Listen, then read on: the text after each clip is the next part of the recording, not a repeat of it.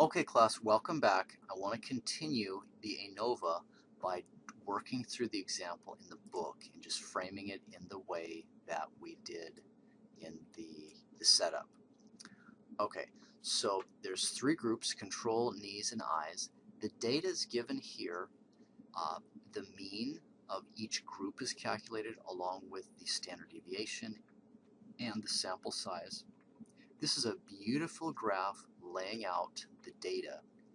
Visibly, we're seeing that the control group and the knee group just have a slight shift, and they look about the same. Whereas the eye group does look like it's got a larger shift. Is that due to randomness, or is there really a signal there? That's what the test is going to find out for us. Okay, so great. I'm going to work this in R. So as we're going through R, I want to just take a look at the data. Knees who say night here. The structure is key. Just keep in mind we always have this case variable format. So each case or each observation is a row, and then the two variables here. So we see all the data very, very nicely. Okay, if you're looking at the text examples file, then I've got that laid out. So I've already attached it. Let's just hit a box plot of this guy. Take a look. That is roughly the same thing we're seeing in the textbook. It's got alphabetical order here, so I's in the middle, but same basic deal. Okay, if we wanted to do the mean of treatment, let's say, shift, excuse me, then I can get the mean of the shift. So we've got that information. If you want to get the means in each individual group, if I have the Mosaic library on, then it allows me to do mean of shift by treatment. So I can get the individual means for each group, and I could also, instead of the means, I could get the standard deviations, let's say. So I've got those great, lining up with the book. Okay, now back to the book. The hypotheses, no problem. We're hypothesizing that the three means are equal to one another.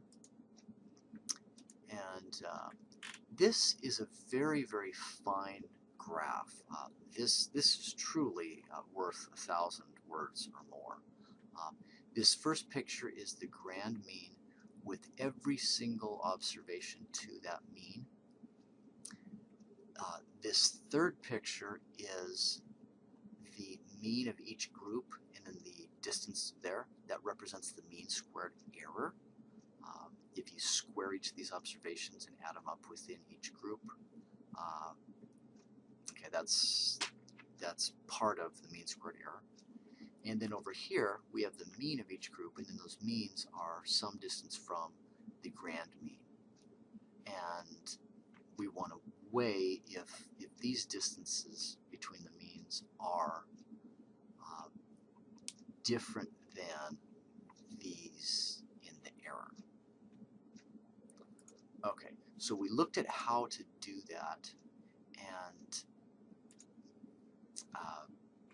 formula-wise, here we go.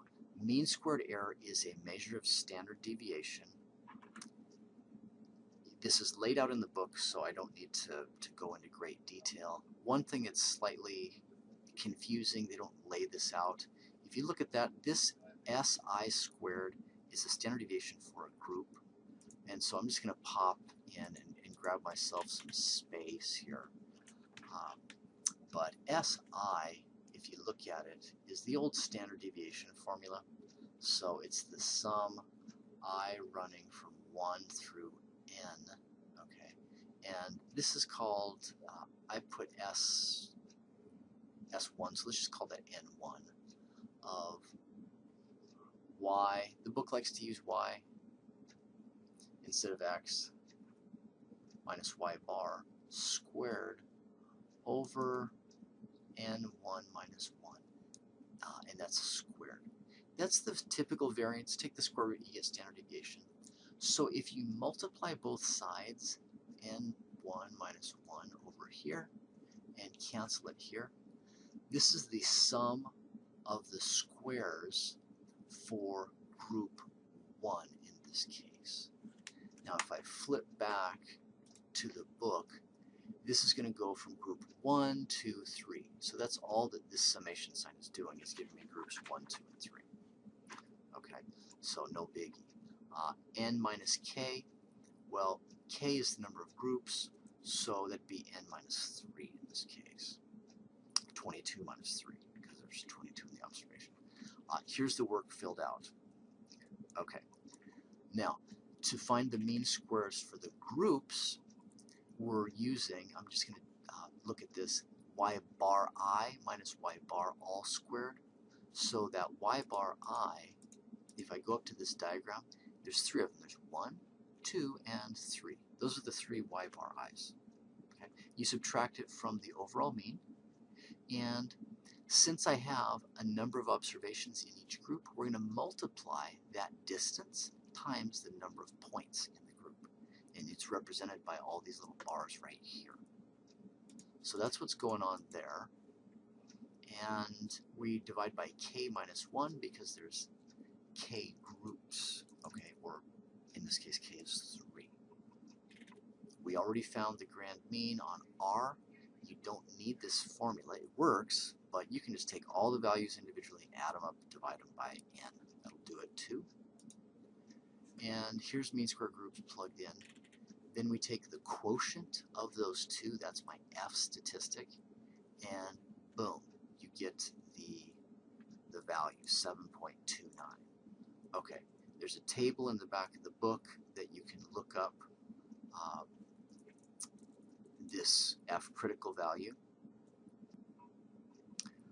Okay, to read the F table in the back of the book, it's page 677 to start.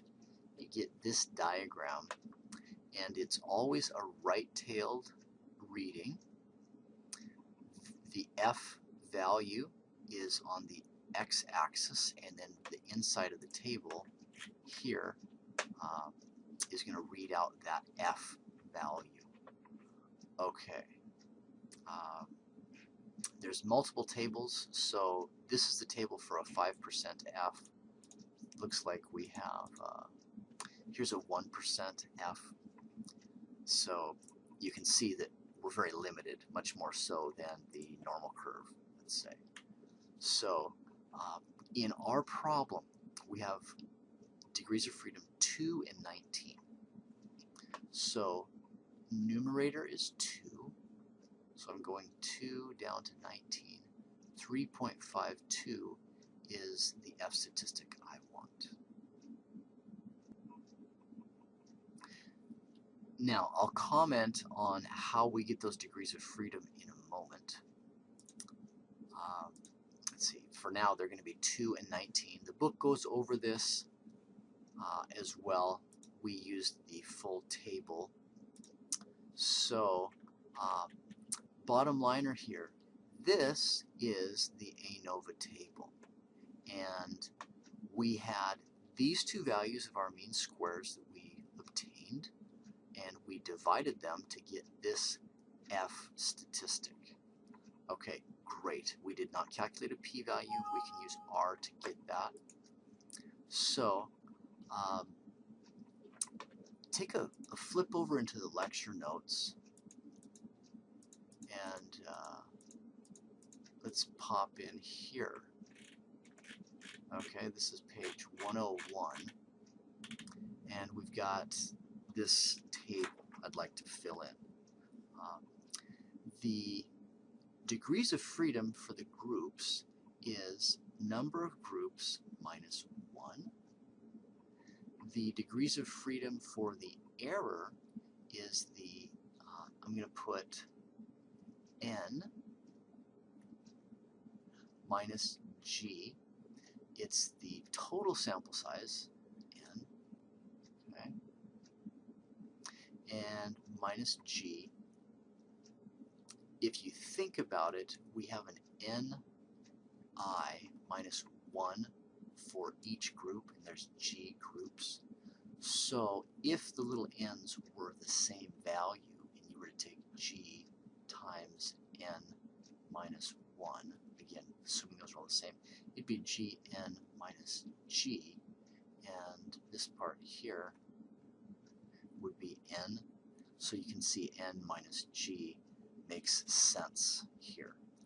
The degrees of freedom is additive, and so I'm going to get n minus 1. The g's cancel when I add together, and that's something that we have been used to all along. Now, the sums of squares, we just denote them as sum of squares group and sum of squares error. These are the two that it's time consuming to calculate, and if I pop back into the book, these are the numerators of my mean squared error calculations. So for that mean squared group, it's this guy, that's the sum of squares group, and for the error, it's this guy, numerator here. Okay, the degrees of freedom is in the denominator, as mean squared group is calculated as sum of squares group over the degrees of freedom 1. So I'm just going to put df1 and then sum of squares error over degrees of freedom 2. That's how we're getting these mean squares, and those again are estimates of the variance in each of those cases. Now the F statistic then is MSG divided by MSE. It's the quotient of the mean squares. That is a one-way ANOVA table filled in. Now, two-way and three-way and higher ANOVAs, the structure is essentially the same. You just add different groups. There's only one error in each. And hopefully we'll get a chance to see some of those. So applying that back then to the book problem, we're going to come in here and see we have sum of squares, degrees of freedom, mean squares, so 7.2 divided by 2, 9.4 divided by 19 here, 3.6 divided by roughly a half. You can see that should be around 7, so that makes sense. Lastly, then, here's the F ratio. We can tell that's 7.29. So how does that compare up with the F critical value? Well, let's sketch this in our, I'm just grabbing some scratch paper here.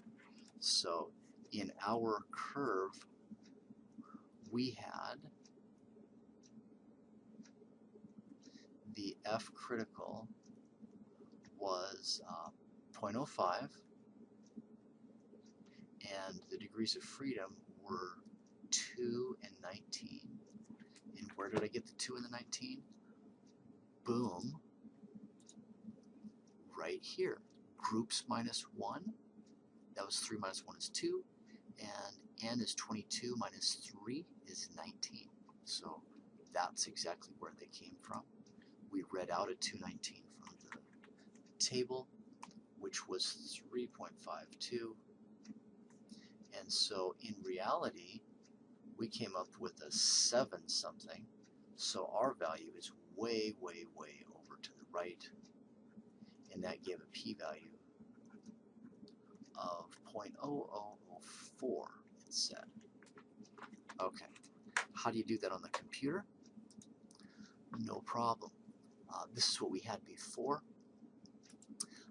LM is the linear model command.